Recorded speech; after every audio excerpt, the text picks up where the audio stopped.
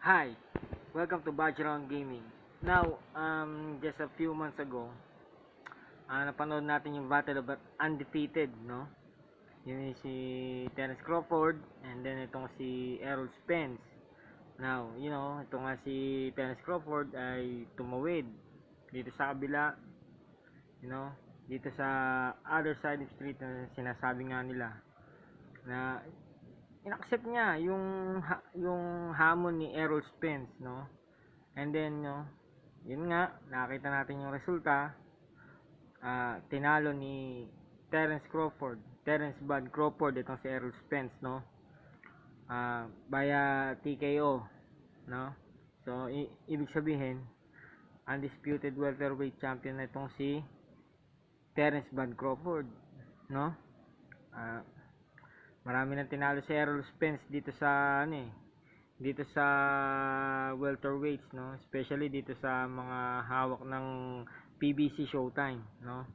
And then yun nga, no, si Terence Bud Crawford ay still undefeated, no. And then ang tinatarget yata niya ay Charlo Brothers, no. I think one of the Charlos in 154 pounds, no. And then yun nga, si Errol Spence siguro take a break.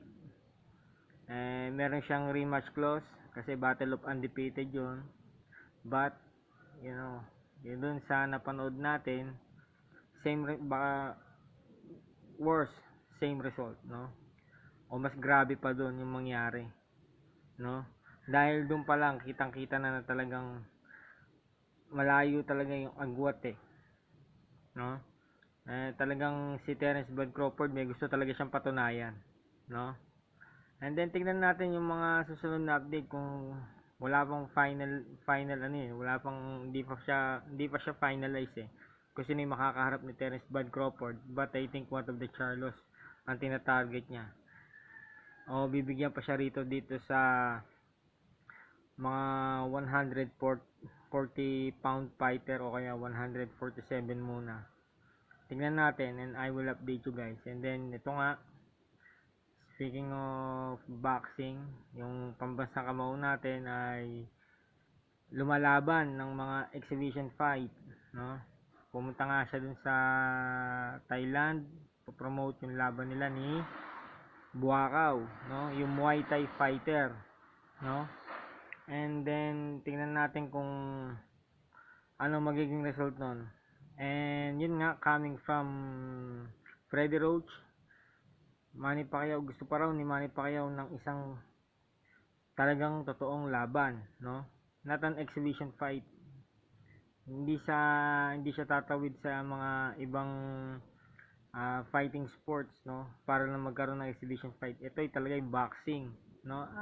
Hintayin natin kung ano yung magiging resulta nun, kung anong update. Kasi nung nakaraan nga, lumalabas yung pangalan ni Conor Benn, but eto naka-schedule na nga si Manny dito sa Muay Thai fighter ng Thailand, no? And tingnan natin yung mga result. Kahit exhibition fight yan, matches yan, still gagawa ng ingay yan no? Hintayin natin.